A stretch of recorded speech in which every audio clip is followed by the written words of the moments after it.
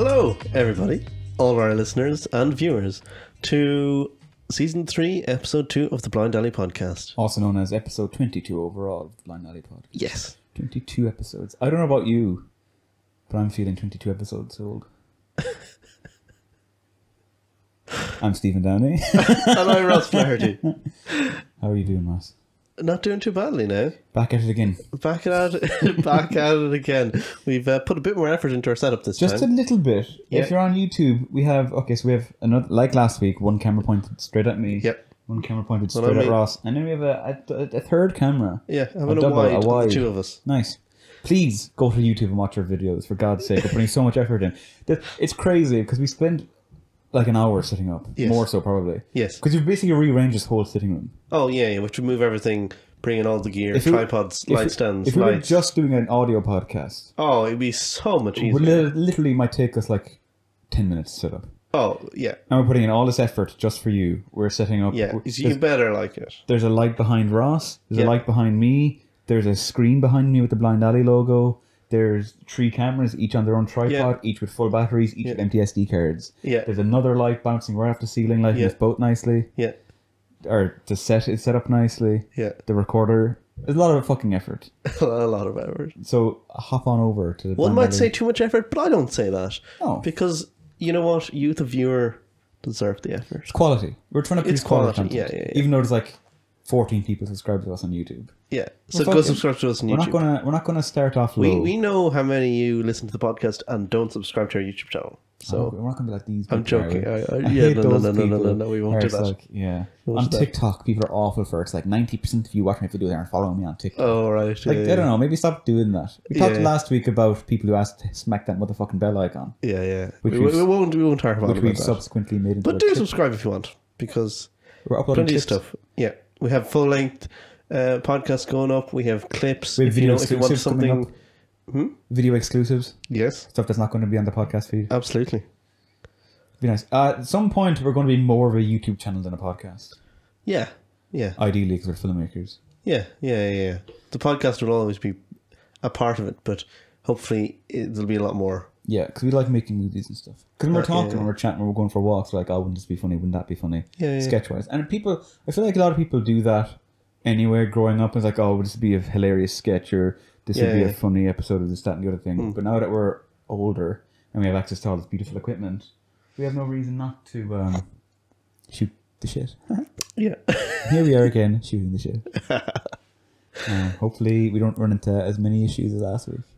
Hopefully not. I'm keeping a stern eye on my camera to see if it goes off. My boy is so reliable. You'll notice if anyone watched last week's full episode, like halfway through the episode, Ross is talking for a long time and the camera's on me. Yeah. Now I edit those episodes.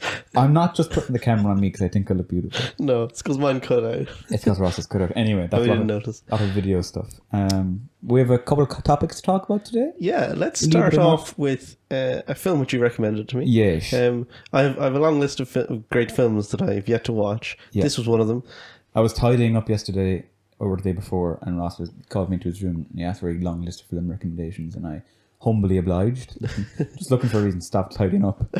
And I just threw a load of movies at him, and one of them was Locke. Yeah. Lokke. It's a man's last name. Yeah.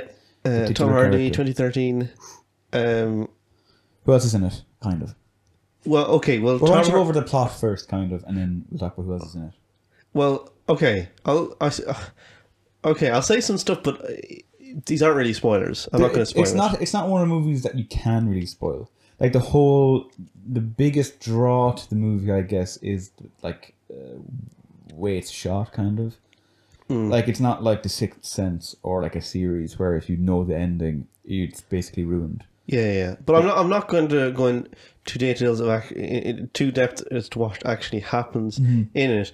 But okay, so it's Tom Hardy in a car. Yeah. Right. Bar sort of the opening shot, he's in the car for the entire film. Right. Yeah. An hour and a half. He's in the car on the motorway. On the motorway. It's not like a Formula One or like a rally car. He's in the car on a motorway. He's in his car on the motorway, and he talks on the phone with a number of people. Various people. Yeah, and it's back and forwards, and he's ring one person, then he has to ring someone else, and some of it is it's related to work and his personal life. And then he also appears to have a pretty bad cold. He's blowing his nose and taking some coughs of stuff or whatever. It's Tom Hardy with a Welsh accent. Man, I really liked that Welsh accent. He's just like, we can go into a little bit of the plot. He's like a contractor. He's like a he's project a foreman. manager. Yeah. For like, I would say, concrete, but already said large scales to the concrete. I haven't seen this movie in about 3 years. Ross watched it last night, so you're going to get a very fresh take and a very stale take. Yeah. So you'll know what points are good from what I don't intend saying anything that could be construed as a spoiler. Okay. But anyway, I did like it. Now, if you have a particularly short attention span, you might find it dragging, because it is an hour and a half of a guy talking in his car. Yeah. But it's also fucking good, gripping. It's stressful. Yeah. Also, his wife that he's on the phone to, for some of the conversations, is played by Olivia Colman, and I didn't recognize her voice. I didn't recognize his voice. I didn't recognize is that of his son that he talks on the phone with. Spider-Man himself, played with Tom Holland. Tom Holland, that's right. Pre Spider-Man, Tom Holland. Yeah. Yeah. Also, the Irish lad who plays Moriarty in Sherlock. Oh yeah, is that him? Andrew Scott. Yeah, we can talk a little bit about the reason why Tom Hardy's character is under a little bit of stress. Okay. Do his job, maybe. Yeah. Okay. Yeah. Basically, from what I remember, he is like a foreman on a building site, and there is this like huge monumental pour going in to his the following site. Early morning the next day. This is sort of evening/night. Yeah. He's driving through the night. Yeah. For a reason. Yeah. They won't go into. No. But yeah, so it's like one of the biggest pours in Europe or something like that. As they say several times, it's the biggest in Europe that like not military or nuclear. Oh right, yeah. Or something like that. Yeah. And it's Tom Hardy's Welsh accent, so it's like the biggest fucking pour in Europe. But actually, right, for Tom Hardy, he doesn't even like. There are a couple of bits where he's getting a bit angry, I think. Yeah. But for most of it, he's very soft spoken. Oh yes. And he's like really level headed about it, and he's I don't know, he's managing so many things at the same time. Yeah. And working with all these different people. Some of it's personal stuff. Yeah. A lot of it's work stuff, and he's trying to make it all work. Yeah. I love it. So and basically he can't be on site for the pour. Yes. So he has to try and like organise people to be there and stuff is going wrong. He sends the Irish lad up the road to these Polish guys he knows who are fixing the road or something up there. Yeah. And he knows they'd be perfect to fill in the place that, they need people to do stuff, and, whatever, 500 quid per person or whatever to fix this stuff for him. And he's it's great. It is amazing. It is. And I love his attitude, his just like keep pushing it and keep fucking pushing it, and everything can be fixed. Yeah. I love that. Like he thinks if he just works hard and just works fucking through it, everything can be perfect. Yeah. And he has like an interesting relationship with. Is it a spoiler to say that you can bleep it out? He has a relationship with his father over the course. That like he's looking into like the rear view mirror. And he's thinking his father is sitting in the backseat. He's like, I'm not going to fucking leave this project like you left me or whatever. Yeah. Sure, I'm I'd consider believing it out, but it's not a massive spoiler or anything. Yeah, it's all good stuff. But yeah, he does every so often look in the rearview mirror, and he's trying to make everything work out. He's trying to make everything fucking perfect. Yeah. How was my Welsh accent? It's pretty good. Now I don't know any Welsh people, so Rob Brydon. Rob Brydon. Who's he? The actor, the comedian. He hosts 8 out of 10 Cats or 9 or Would I Lie to You or something like that. Oh, I think I know what you mean. He'd be a good one for Taskmaster. All right. Anyway, sorry. Locke. Yeah. Fair play to Tom Hardy, like acting against nothing. He's acting against a fucking GoPro, basically. That's put in the windshield of the car or whatever, and whoever sitting there. A bit more of a setup than that now, but I'm sure there's a GoPro used in there somewhere. I don't think so. I'd say there probably would have been. I don't think so. There's definitely some B-roll in there of a GoPro. It's so easy to whip a GoPro on the fucking... It's not a big budget movie by any means. Yeah, but they could still... Look, do you think they're going to their camera's mounted on the car, so they can just change where they are. Yeah, anyway. I don't think they used a GoPro. I'd hazard a guess if they did somewhere. I'd hazard a guess, even in production, to get a shot, just to see what the shot would look like if you whipped a fucking camera on the bonnet of the car. Why not? Like, if you have that kind of budget, not gonna be hard to get a little GoPro. No, but GoPro aren't doing much these days. Remember, there was a while there where they released like GoPro Hero or Black and Hero 7 and bullshit like that. I don't know. They've just been progressively releasing new GoPros. The pandemic struck me. But fuck, no one's going outside. Fuck, we supposed to do. I'm surprised they haven't like built an attachment you put on your laptop as like a little webcam that you can just slide on top of a laptop screen and boom, you have a better quality rather than fucking with the fucking dongles and wires and stuff. It's like a wireless webcam. Come on, GoPro, get in your fucking shit. That would be so sad. GoPro is such an active company doing like, oh, mount your fucking thing on a surfboard or your snowboard or something during the pandemic. Oh yeah, mount it on your fucking laptop. That's so sad. That is the time we live in, ladies and gentlemen. Anyway, what would you give Locke out of 10? Over 7. Yes. I'm gonna say 7.5. 7.5. That's solid. Yeah. It came up initially. I was reminded of it over on the UL Film Sock podcast. Plug. Wow, look at you plugging the Film Sock podcast. Get out of here. We were talking about films shot in isolation. Yeah. And I brought up Room, starring Brie Larson, shot by our own boy Lenny Abramson. Buried with Ryan Reynolds, where he's just buried alive, and the whole thing takes place in his coffin. Yeah. And Locke. Yeah. Which is also, like just one you location. only see one character. It's great. It really is like, you have no excuse, really. If you have a camera and at one location and one actor, you can. If you have a good enough script, you can do it, and there is no excuse. And that's what carries it is this. It could easily be. Could easily be a stage production. Yeah. Because sure, you have. It could borderline be a podcast. An audio drama. It could be an audio drama actually. Yeah. Honestly, if you could. Yeah, you could nearly listen to that. And film. It's crazy. You can, but it still looks great as a film. It fits as a film because Tom Hardy, that fucker, can do so much with so little. Like bringing it back to like The Dark Knight Rises, where all you can see is his eyes, and he's like fucking, like he's still emoting, even though all he can use is his eyes. Oh yeah. Even in Dunkirk, all you can fucking, that guy's like a obsession with being masked in movies. He has the fucking the thing over his face. He's like an Air Force. I forgot that was Tom Hardy. Yeah. That's sick. God, Dunkirk is good. We need to watch Dunkirk again. Dunkirk is very good. What's your man's name? He was the Defence Against the Dark Arts teacher. Kenneth Branagh. He was in Dunkirk. Oh. He was also in Harry Potter, the Defence Against the Dark Arts teacher. He also directed something. Did he? Yeah, he's a director. You know Kenneth Branagh, don't you?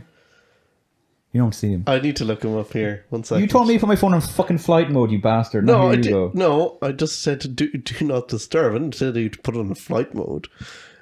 Kenneth Branagh. Kenneth. I know the. Oh, I recognize the name. Oh yeah. Wait. He's in Dunkirk. Is he in? I was going to say, does he? Harry Potter. Say so. Yeah, I don't remember seeing Harry Potter. Of course, he's in Tenet as well. He's the villain in Tenet. Right. Yeah. Holy shit. He's the Defence Against the Dark Arts teacher in Chamber of Secrets. Is he? Yeah, he's the guy who spoiler alert, he's a shit wizard, but everyone thinks he's a great adventurer because he wiped the mind of a. Oh, there you go. Yeah, Chamber of Secrets. Took all his plans. Yeah. Yeah. That's an interesting little. He looks quite different without a beard. With a beard and without a beard, but very different. He does. His character in Harry Potter is very interesting. Yeah. Everyone hails him as a great wizard and adventurer or whatever, but in reality he's really good at like forgetful spell, like making people forget stuff. Yeah, exactly. He just steals all the stories. That's an interesting character. He's like an he's just a villain. He's just a villain. He's not an anti-hero. Well, he's not. He's tried to wipe the mind of 2 students. Yeah, but he's not. He's a bumbling villain. Had he had his way, he would just fucking wipe those students' mind. He wasn't leaving there to die. Yeah, I suppose he's a bit of a villain. He's a villain. What happened to him after Chamber of Secrets? Like, his mind was just wiped out, and he never got brought back from near the movie. Yeah. What? Jinky's in Azkaban. Jinky's a prisoner of Azkaban, or Azkaban, as some people call him. Who the hell says that? At me just now. No, I was watching Last Week Tonight with John Oliver. It's like one of these comedy news shows, and I know it, yeah. He's talking about Guantanamo Bay, where they put the terrorists, big inverted commas, who they suspect to be terrorists. And one of the terrorists said that one of the books that he used to like read a lot was Prisoner of Azkaban, but he pronounced it Azkaban, and he just like said that it brought him. He empathized a lot because he basically compared Azkaban to Guantanamo Bay, which is kind of fucked up. Because Azkaban is supposed to be basically hell on earth. Yes. And he was let go. He wasn't terrorist. I can imagine he was there Guantanamo Bay would be pretty hellish. He was there for... It's so crazy to me that people can be lawfully imprisoned and they get basically nothing in return. I heard a story about an American who was in prison for like a decade and he got like $100, something like that. Fucking ridiculous. That country. Greatest country on earth. Is there anyone saying that anymore? I think only all disillusional Americans say that. But even the Trump fans, their whole thing was make America great again. Yeah, which implies that it wasn't great. It's not great anymore. It's not. It was great at one point. Great now. Great earlier, shite now. As me and Ross like to say about the weather. So who thinks America's great right now? I don't know. There'll always be a few. I don't know if there are. But I've absolutely... Because the president is Biden. So why would they think that America's great? All the right-wingers are going to think that it's shit because Biden is in charge. All the left-wingers are like, oh, it's shit because Trump was in charge for 4 years. Yeah. So who's like, oh, America's fantastic. Even in a global pandemic, we're kicking ass and taking names. I guess there are a lot of people out there that just don't believe in the pandemic either. Yeah. Can you imagine going the last year, no mask, no hand sanitizer, no staying inside? We walked to home base. It's maybe like about 5 kilometers. Sure, yeah. Let's say less than 5 kilometers, so no one sees it. It was definitely less than 5 kilometers. I don't know how far it is. But like, it's slightly outside of the fucking estate we live in. And that's like the first time I'd been outside that far in such a long time. It was weird. Yeah. Yeah, I imagine people in the States just like, yeah, I go to whatever restaurant I can, any that are open, and I go to my friend's house and drink wine and cough in their mouths and, you know, normal stuff. Ridiculous. Oh, we're almost a year in this fucking thing. Oh, God. This is going to be 2 St. Patrick's Day in a row we don't get. Yes. That's fucked up. Then again... The snakes will be coming back, man. Talk about fucking heroic Welsh people.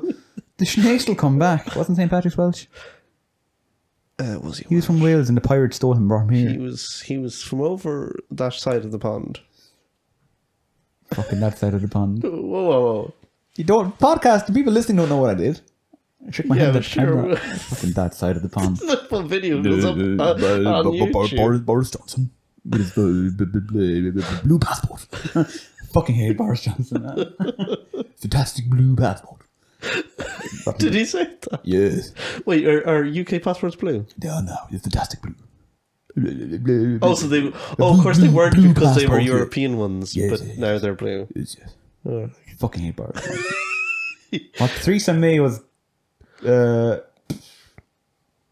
somewhat respectable. I don't know. But like she's better. I feel like the thing with Boris Johnson, it's a bit.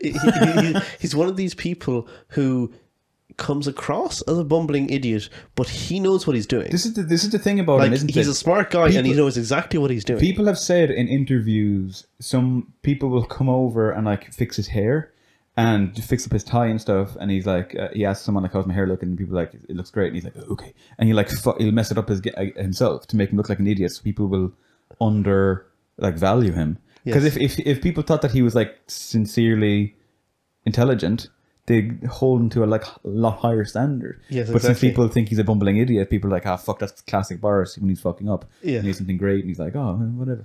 Yeah, it's a cheeky tactic. Yeah, I don't know how he got to the top. He stumbled his way. How was he even mayor of London in the first place? I don't know. I remember when the Olympics were in town in London. London Olympics, wasn't it 2016 or something like that? I think it was 2016. There was like that picture of him. He went on like a zip line down, and he was like held in a harness, but he got caught in the middle. So he was just there hanging like a little baby in a diaper on the zip line with a big helmet on. He's just hanging there. Google it. If you're watching the video, I'll throw it up on the video. You just said diaper, you bloody American. Nappy. Yeah, thanks. That's better. Pampers. Quick, name an item that's more colloquially recognized as a brand, like the way Sellotape. Yeah, Sellotape is a brand. Yeah. Very good. Kleenex is another one the Americans like saying. Instead of a tissue.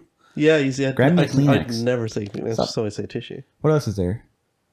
Oh, Google it. Google, yeah. Google's one. Vapor Rub? I don't know. Vapor Rub Tipex? Tipex, that's one, alright. Whiteout. When does anyone call it whiteout or whatever the fuck it's supposed to be called? What's Prittstick? Prittstick, yeah. Prittstick, yeah. Yeah, because Prittstick is a brand. Yeah.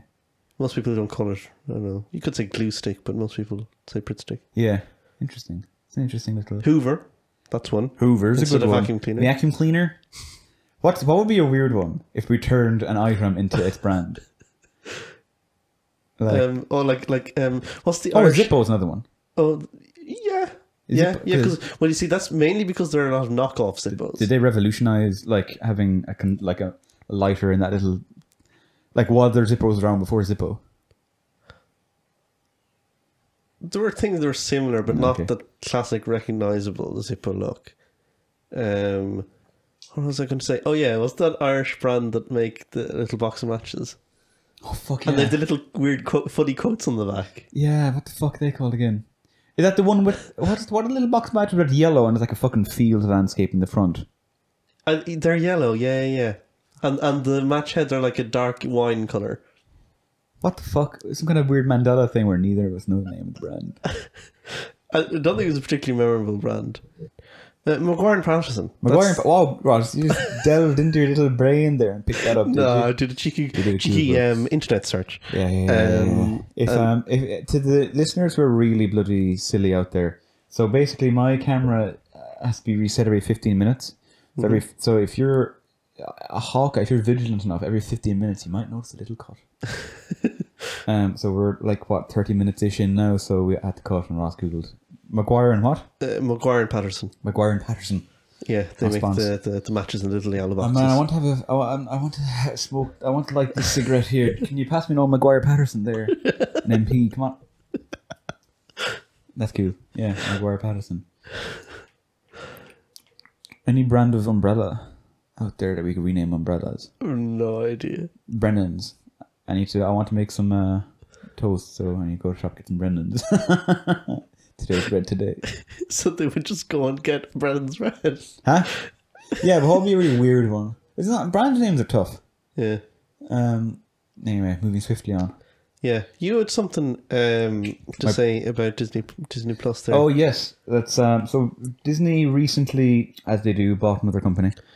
Always up to it. But they've added a shit ton more shows and movies to their platform. I think it's called like Disney Star now, where they've put a load of, because obviously Disney don't really produce like R-rated content, but these companies that they're acquiring do or have.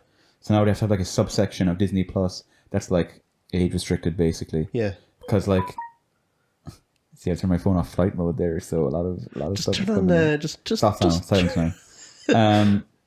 We'll keep that in. It's fine. Yeah. So yeah, obviously you can't put Alien on Disney Plus because people are going to fucking children are going to watch it thinking it's about fucking Buzz Lightyear or something.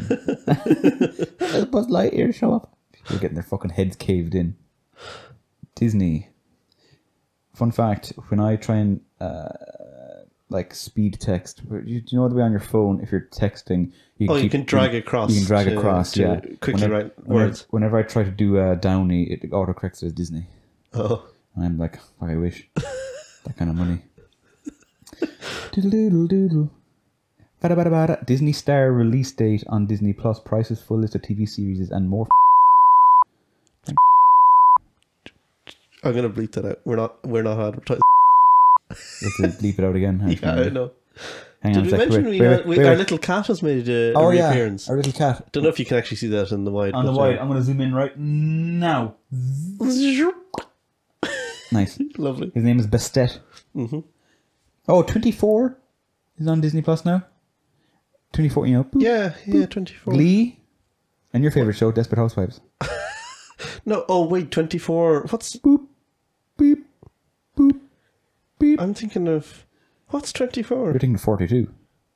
24 is the one with John McClane or some bullshit American guy. Oh, I'm thinking of the production company A24. Yeah, they're better. They're a lot I was better. hoping they weren't acquired by Disney.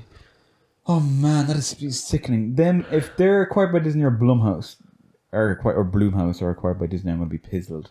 Oh, no, it's Blumhouse, isn't it? The Blumhouse or Blumhouse? I think it's Blumhouse. I thought you were going to try and correct me either way, so I said both. And just guarantee you're going to correct me. 24 seasons, 1 through... So if you're looking for something new to watch, and if you have Disney Plus, I'll name out some of these good series that are out now. Right. This is in the Star section, TV shows and specials. Bones is pretty good, apparently. Never seen it. Seasons 1 to 12. Buffy the Vampire Slayer, we're talking about it recently, or we'll be talking about it next episode of the UL Film Stock Pod. Oh, right. Because we're talking about Joss Whedon and how much of a fucking piece of shit he is. Do you want to touch on that here? If you want to. I really know not much about this lad, so... It wasn't to the UL Film Stock podcast, if you want to know about that. Castle, season 1 through 8. Desperate Housewives, Ross's favourite show, season 1 through 8. Cougar Town, Ross's second favourite show, season 1 through 6. No. Family Guy. Firefly. That's supposed to be good. 1 season, and it's like a sci-fi thing if you're interested in sci-fi. Directed by... Better not be Joss Whedon. I don't know. Oh, Grey's Anatomy. Alright. Joe will be happy to hear. How I Met Your Mother, season 1 through 9. Genuinely, I don't watch it, but it's supposed to be very good. Alright. The O.J. Simpson Made in America documentary. Right. Modern Family. Seasons 1 through 8. Pretty good. Sleepy Hollows. Oh, Scrubs. Season 1 through 9. It's on Disney Plus now. Never seen Russell's giving the exact same expression for every single thing I've named. Ugly Betty, season 1 through 4. Again. I'm just going to take one clip of that and loop it every single time. X-Files, season 1 through 9. There we go. Some nice movies. Here we go. This is Ross's Wheelhouse. Okay. I like series, but just... Bad Company. Not the series, though. It's the movie, so... Can Mike pick that up? Yeah. Yes, we can hear you scratching your Braveheart. Beard. Okay. Catch That Kid. I have no idea what that is, but it sounds funny. The Colour of Money. Pretty good. Okay. Conan the Barbarian. It's weird to think Conan is a Disney king now. King Conan. Deadpool 2, but not Deadpool 1 for some reason. Not a big fan of Deadpool. No? Why not? Way too many fourth wall breaks for my liking. Yeah, that's kind of the favourite. Also the fact that Deadpool is just not likable. You know, bollocks. I agree and I disagree. I don't find Deadpool. I think he's heavily overrated. Yeah. People... I don't want to be... Do you know what the term gatekeeper is? Yeah. I don't want to be a gatekeeper for comics because I barely read any comics. Yeah. But I feel like a lot of people, much like Harley Quinn, are just like gravitating toward that character because they liked him in the movies. Right. Even though in the comics he's like not exactly like that. Right, okay. It's just Ryan Reynolds, It's just Ryan Reynolds who can heal quick. Is all Deadpool is in the movies. It's Fault in Our Stars and The Favourite. You know, like The Favourite, speaking of Olivia Colman. The Favourite? With your boy who directed that one with the Killing of a Sacred Deer and The Lobster. Oh. Yorgo Latomopokosokos. I can't remember his name. I don't know. It's a big long name. I don't know. Lobster's good. Killing... I haven't seen it yet. I'm supposed to see Also, the seafood lobster is quite nice. Is it? Yeah. Do you like lobster? Yeah. You like lobster? But yeah. His name is Yorgos Lanthimos. In fact, I prefer crab to lobster, I think. So yeah, crab with some nice marinara sauce. I couldn't be arsed going back. But yeah, there's a lot of stuff on Disney Plus to watch if you're looking for something to watch. Scrubs. Right. Go watch Scrubs. Go watch a season of Scrubs. Sure. Or don't bother subscribing to Disney Plus. Up to you. Why not? Do you want to subscribe to Disney Plus? I don't know. You don't like Pinocchio? Yeah. Do you like, what's your favourite Disney movie? I don't have a favourite Disney film. That can't, Ross. Well, what's the one I watched only like a couple of weeks ago? It's Disney and Pixar, Soul. Soul, yeah. Yeah, there you go. There's my favourite. What the fuck? Did you not watch a lot of TV growing up? No. Okay. But also just, never... I definitely saw a few Disney films, whatever, when I was much younger. But I never had any sort of nostalgic, emotional connection with anything like that. When the new Lion King came out, I was like, I did have an emotional connection to Lion King, and I didn't want to watch it. Right. But I did grow up watching like Snow White and Pinocchio and Jungle Book and Bugs Life and Tarzan and all these Yeah, movies. yeah. And like, I'm pretty sure I saw most of them. and I when went was to growing Disney up, World or Disneyland, where one was in Florida twice when I was small. So Right. I'm not like a huge Disney head. Like my girlfriend is a bit of a Disney head, so we've been watching a lot of movies. So Disney Plus is worth it at this point. And honestly, I was going through Netflix recently looking for something good to watch, and if you go down by genre and look for the genres you actually like, there is not a lot of movies on Netflix that are good. I went to the classics section. See, funny story. Last month, right? I was I hadn't watched anything on Netflix in a good while, and I was like, there's not an awful lot there that I'm just going to cancel my subscription. I don't need to be paying this. Good stuff. And then I started a new series. Which one? Well, I started and finished a new series, but it meant that I had to renew my subscription. Kevin James's new series called The Crew. Oh yeah, it's a sitcom. It's King of Queens fine. himself. I like Kevin James, but have you seen King of Queens? No. Kevin James. Are we thinking of the same big guy? Yeah. Yeah. Key medium. He has a YouTube channel. And you've never seen King of Queens? No. Oh, it's really good. My brother and I used to always watch it. Huh. I was going to say when we were small. When we were teenagers. Anyway, yeah, it's grand. It's a sitcom. I kind of liked it. You don't seem like a sitcom-y kind of guy. Not really. No. Sitcom-y sounds like a really dangerous Star Wars character. This guy's a communist and evil. He's a sitcom-y. But yeah. Kevin James is funny. And his YouTube channel is very good. Yeah. You should watch some of the videos. I'm not talking to you. I'm talking to the listeners. Yeah, go on to Kevin James' YouTube channel. Speaking of, he did one on Inception, where he was like the boom guy on Inception. Yeah, he's done like the sound guy on multiple things, and it's like really well done. It's very well done. It's spookily well done. If you think this is well done. Kevin James's thing is very well done. But speaking of Inception, I saw a clip of an interview with Joseph Gordon-Levitt recently, right? And he was talking about Christopher Nolan and talking about how much he loved film. And he was like, like normal people, they open their wallet, they have their cash, and they might have like a photo of their family, of their significant other, or fucking Johnny or something. Inside Christopher Nolan's wallet, he has all the different formats of film. He has like 35, 8, 16mm, and like big medium format film, just to show people the difference in sizes of film. And what a sweet nerd. What a sweet anti-streaming services nerd. I love that so much. It's gonna be sad when the day comes when like our generation of filmmakers, they're not gonna shoot film. They're not gonna shoot film. I don't know. I'm watching a series at the moment. I feel like what I hope happens, right, is that I hope for this over people not shooting on film at all, is just that it plateaus but doesn't go away. Yeah. So like, sure, it's rapidly declined. It's a bit, but I don't want that to decline to zero. I want to just. I wonder. It's always going to be. Look, it's going to be okay. Well, maybe. Well, sure. It's more expensive. Okay, here's the graph I want to imagine. I want you to imagine in your head. Okay, on the y-axis, the one going up and down, I want you to put two things. Yeah. One, it's use of film. Yeah. And two, it's amount of filmmaking done in two different colors. Yeah. On the x-axis, the one going from left to right, I want you to put in the same color as use of film. Yeah. I want you to put decades. Like 10, 20, 30, 40, 50. And amount of filmmaking done, I want you to put years in different color. Yeah. The first color is Hollywood and the second color is UL Film Stock. And I bet you both of them are like going down straight, left to right, straight down. The amount of filmmaking film stock actually do over the course of the last like 5 years has declined heavily.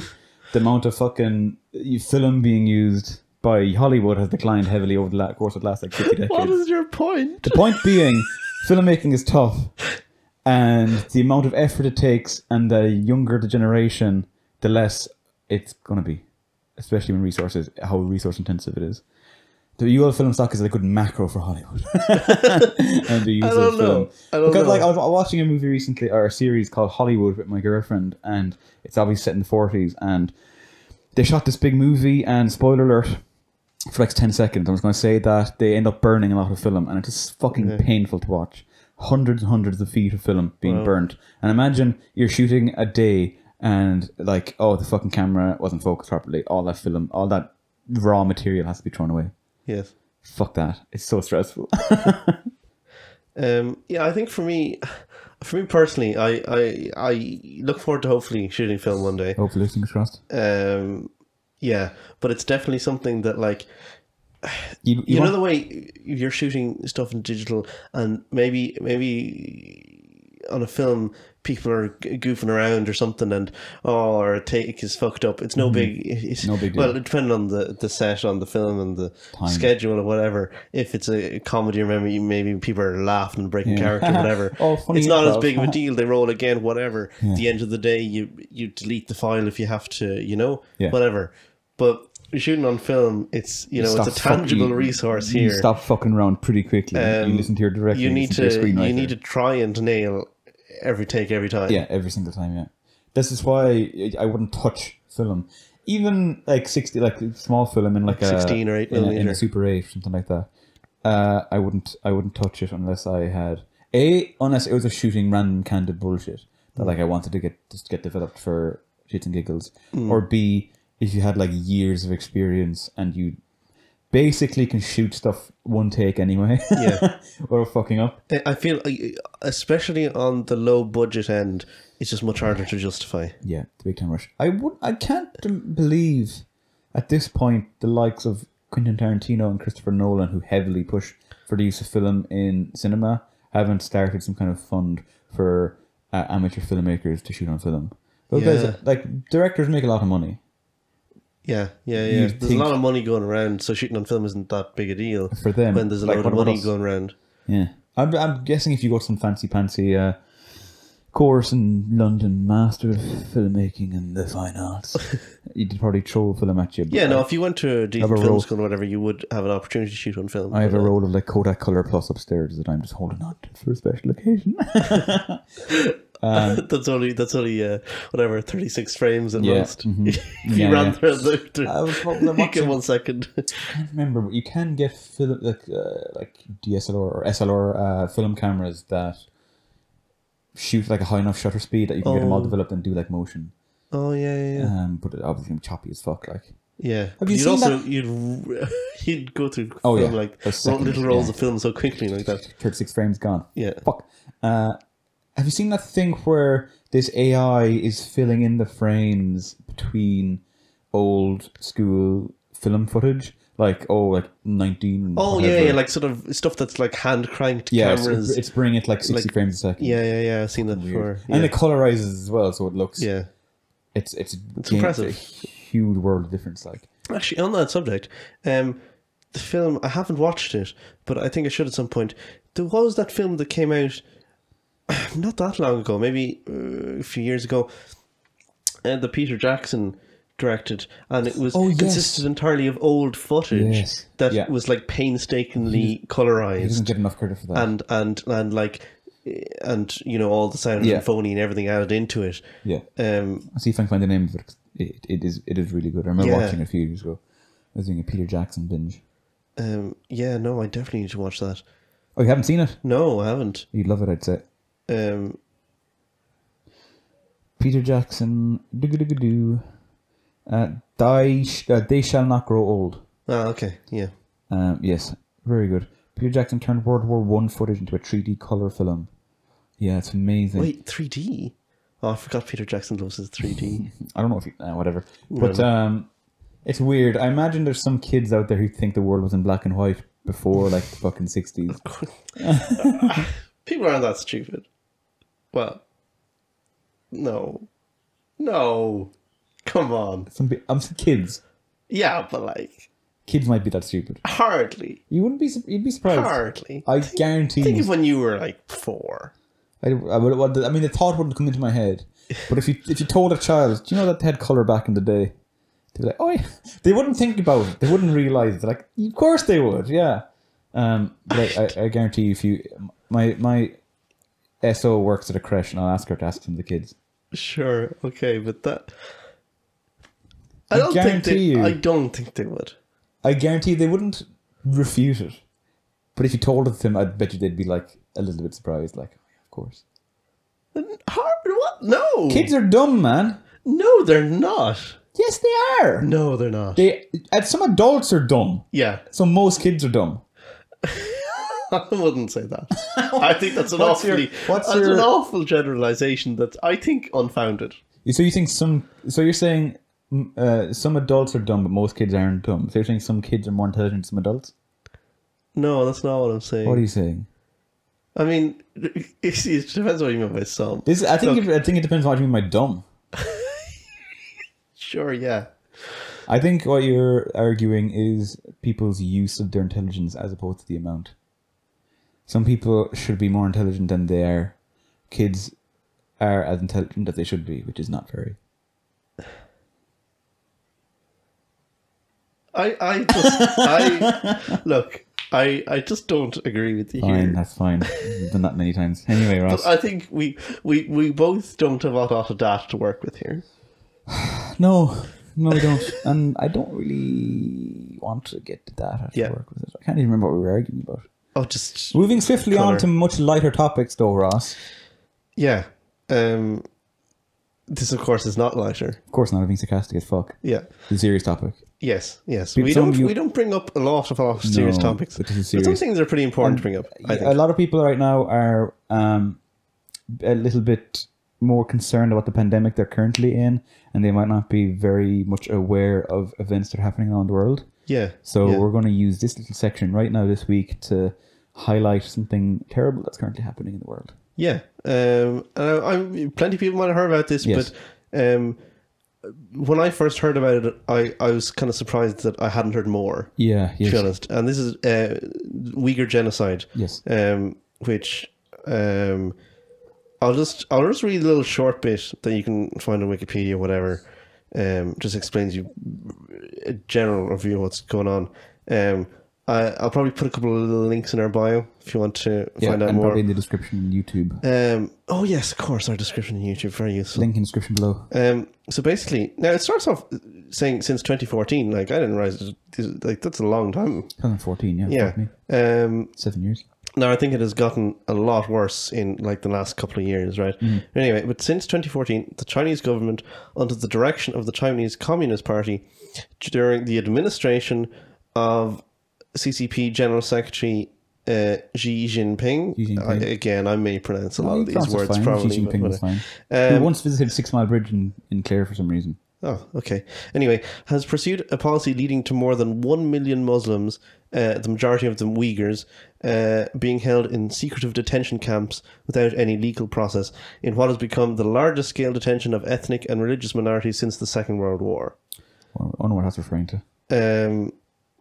That's joking, obviously. Right.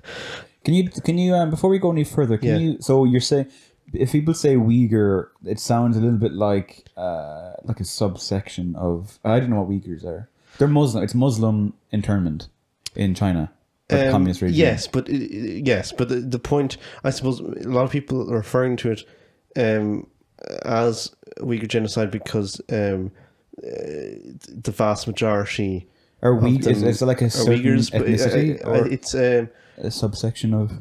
I think it's a subsection of. Is there a link on Wikipedia from Uyghur?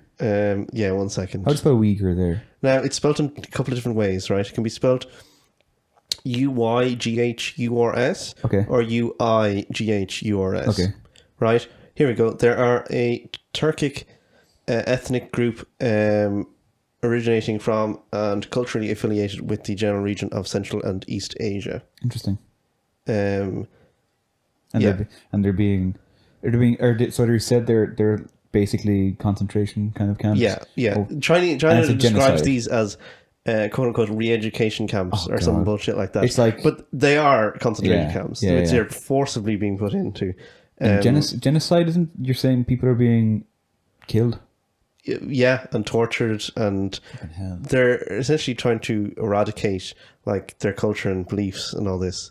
It's basically what Hitler did to the Jews in World War II. Yeah, and it's even like almost on that scale. Yeah, and there's a YouTube video which I'll link to, which is some. If you're on YouTube, you probably just click it up. yeah, you can click on it anyway. You know, but yeah, people comparing it to the Holocaust, or whatever, which is not a big exaggeration. Which is unfortunate because, funnily enough, Gina Carano, an actress who worked on The Mandalorian on Disney Plus, right, was fired because she compared the treatment of Republicans in the US to the Jews during World War II, which is obviously completely bullshit and hyperbolic.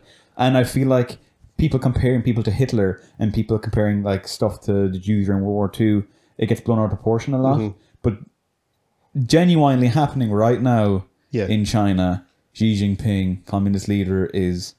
Oh God, I don't want to... Is he going to kill me for saying this stuff? No, we're fine here.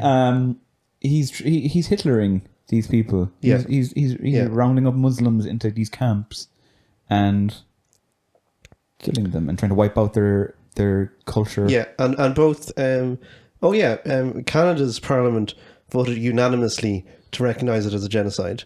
Canada, of course. Which is... the US voted the same. Oh, yeah? Yeah, they also recognise it as a genocide. A lot of countries... Like, most countries have a fair bit of trade with China. Yes, that's so it. They're very slow to like publicly and officially denounce Xi Jinping as a dictator. Yeah, or whatever. Yeah. So yeah, that's why it's important to like people to realize that this is a genocide and it's fucking happening right now. Yeah. And is there anything we can do about it? Yes, there are certain things we can do. Right. One of the things, you can boycott the 2022 Winter Olympics. Oh yeah. Which are scheduled to be in China, which they would likely use that as, you know, a propaganda opportunity. Of course. Also, you can find out, there'll be a link to the website that you can find out which companies use Uyghur forced labour. Oh God. Slave labour. Boycott them or whatever. Yeah. There are some companies that I'm aware of. I can't remember. I off the top of my head, I don't know the names. But that after a bit of pushing and lobbying, have made sure that Uyghur slave labor hasn't been used in their production lines, and it was before or something. For God's sake. So yeah. I'm gonna include plenty of links there, whatever, in the description, and now we really have to go. I mean, they'll probably be in our bio on Instagram. I'll put a couple in the bio on Instagram as well, but I'd say go to the YouTube anyway. Yes, and it'll be all there in the description of our video for this episode. And because there were a couple of articles, there was one that I was reading on the BBC website, and it was like someone's personal account of what's going on there, and like. I knew stuff was bad, but it was when you read what someone is like personally describing, this happened to me or whatever. Yeah. You realize how fucking terrifying this is. And how organized it is. And it's crazy that's all being. If the pandemic wasn't around, I wonder if we'd be a lot more aware of it. I wonder if people tend to be more preoccupied with sort of the shit that's happening. What's going on with them? The empathy of human beings extends maybe as far as their close friends and family, and especially during a pandemic where all those friends, family, and me is being currently discomforted by a virus. That the stuff about genocide. But I suppose it's also very easy, completely uncontested. Oh yeah, like this. It's. I mean, of course, any official thing from China is like, well, these claims are a lot of bullshit, whatever. But there's plenty of evidence. Of course, they'd say that. But yeah, I suppose you see, most of the time, if people hear, something's going on in some country, the far side of the world that they've quite possibly never been to, it's very easy to be like, what am I going to do from my armchair in Kilkenny, you know? Access to the internet, you can do a hell of a lot. Yeah. But anyway, so thank you for listening to that little segment. Thank you. Maybe we should put like a trigger warning beforehand if you're talking about genocide. And, yeah, sure. Yeah. But yeah, it's important. Like we can sit down here and try talk about Locke and sure. Fuck shooting on film for as long as we want, but shit is happening. Yeah. In the world that we can make a difference, small difference, but small difference is help. Yeah. And I'm far from very well educated on this, so use the links and articles, whatever, to inform yourself. But like not my words. I don't think you're going to learn anything that's going to dissuade you. It's not going to be like you're reading about World War II and it's like, oh, well, like 6 million Jews are dying. Let me read a little bit more before I make up my mind. Like, it's pretty easy. Yeah, it's not. And we're not reliable. We're not the most reliable sources, but we're more reliable than the Chinese government. Yeah. So don't listen to the Chinese government.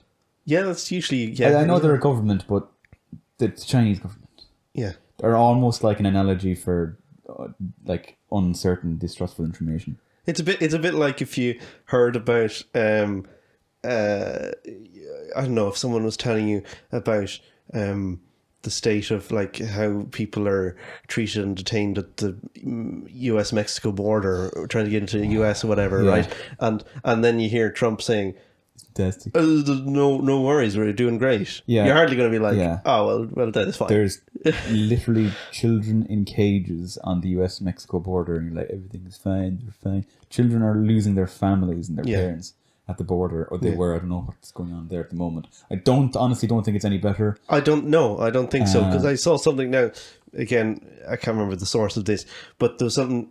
One of the things that Biden apparently said before getting to power was like that he wouldn't be detain people or something like that, and it's still going on. I'm guessing I'll give him a little bit of benefit of the doubt that it takes a little bit of time to fucking knock this shit down before. I'm sure it does. He has 4 years. We'll give him a year, and if you want to see a bit of change, what fucking we can do? The American, whatever, fucking we have our own problem. We have to do it with Micheál Martin and Leo Varadkar, the terror twins themselves. Oh Jesus, I'm not going to get started on that because we don't have a lot of time left. No, we'll move on. I can shite on about fucking shit. I'm not going to go into the Irish government at the moment. We shit on one government today. That's enough. And the Chinese government is a lot worse than the Irish government. Irish government aren't great. Fianna Fáil and Fine Gael, not great. Better than the CC Chinese Communist Party. And, yeah. Anyway, there's the difference between small and incompetent. It's the difference between Trump and Hitler. Both bad, one significantly worse. Yeah, Trump. Yeah, but I'd be slow to compare the Irish government to Trump still, though. Yeah, he's a nasty piece of work. But he's thick. Our guys are smart and resourceful, and giving themselves a big look at. Yeah, I have something a little bit brighter, a little bit lighter. Yeah, something. I think we're going to start maybe a new section here. Okay. I was thinking, so on TikTok, on Instagram, all these little platforms, we come across posts that are basically like self-help things. Right. Or even just like self-improvement in any way. If you're an artist, it might be like tips on how to draw hands better. Or if you're a filmmaker, it might be tips on how to light a scene better, etc., etc. And I don't know about y'all, but I have a habit of like saving these to like a collection on Instagram or on TikTok. Right. Just because they're useful. But then you tend to save a lot of them and never go back to them.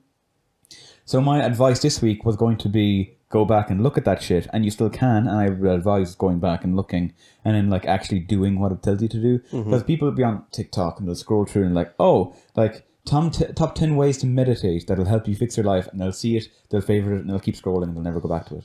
So I'd recommend go back to that stuff if you have it. But what I'd also want to do is go back over mine. And I was going to give some of mine. It's kind of like it's an unsolicited advice section. All right. And here's one that I came across recently that I quite like.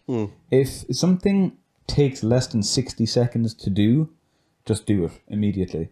Because, one, it's done. You don't have to think about it. Stuff like, okay, for example, random example out of nowhere. If there's a little brown bag full of rubbish in your room, us? Sure, this is just a random hypothetical. Absolutely random. Yeah. Fucking put it in the bin. It takes 6 seconds to do and then it's done. Yes. But the more important thing there is building momentum. Because if you have to, like, for example, edit a big long stupid video of two assholes talking to mics for an hour. Yeah. Just tackling that can be quite daunting. Yeah.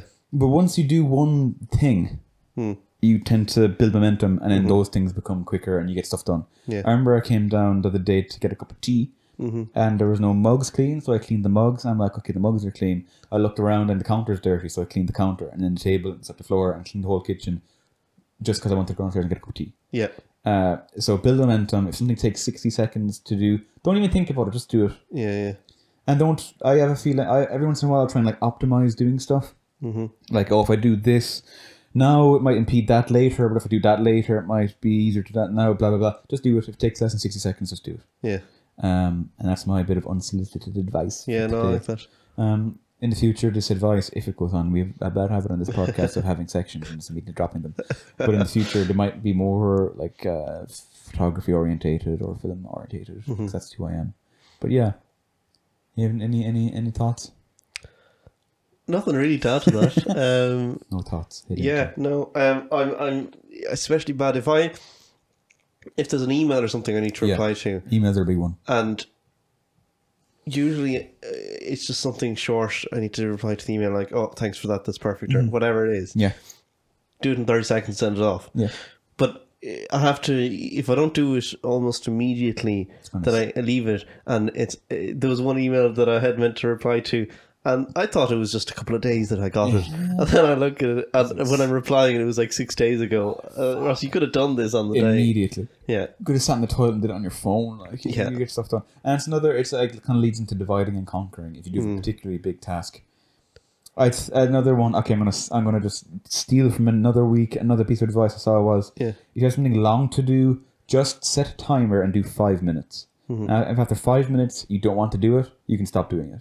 But you'll find that once you get it started, like for me on my little potato of a computer, it takes a while to get things up and running. So I turn on the computer, I click on a program, it takes like fucking 2 minutes for the program to open, drag all the files in, blah, blah, blah, blah. But once I'm actually into it, you have momentum going. It's all about building momentum, getting into the flow of things. Once you're in, once you start for a few minutes, so if it's ready to keep going. If you have a big task to do, just set a timer, 5 minutes, or like look at the clock, it's 5 minutes to 10 to, you can stop if you want. And if you genuinely don't want to, if you genuinely do want to stop, then stop. You don't have no point of fooling yourself. Yeah. If you don't want to do something, there's no point of doing it because you're not going to like it. It's not going to be good if you're unless it just has to be done, like a college assignment or something. Well, those teachers, those lecturers give you enough time to do the assignments, Ross. I'm not saying they don't. I'm not saying they don't. I think that was a good episode. No rambling. Got some stuff done. No, we got some solid segments. It'll be like this from now on, hopefully. The first episode was a bit of a outlier because we had nothing to talk about and we just wanted to get back into it. But we're getting into our role. Blind Alley's back, babies. Next week's going to be an interesting episode because what do we tell them now? Yeah, sure. It was shot during a level 3. Yeah, it was during the summer when COVID restrictions had been relaxed quite a bit. Special guests. We won't say who it is, but it's 2 special guests. 2 special guests. Yeah. 2 friends. Yeah. So look forward to that. Yeah. Go subscribe to us on YouTube. If you're listening on YouTube, like the video. Yeah. Leave a comment if you want. Sure. Say comment if you want us to discuss a topic, whatever. Comment underneath the video. Whose shirt is a better shade of beige, mine or Ross's? I'm talking t-shirts now because Ross's actual shirt is very nice. All right. And if you're on Spotify, you have to go on YouTube now. Yeah. See the shades of beige. 50 shades of beige. I've been Stevie D. And I've been Ross Flaherty. Thank you for listening. Thank you for watching. See you next week. Thank you. See you next week. Bye-bye. Bye. Bye-bye. Bye. Bye.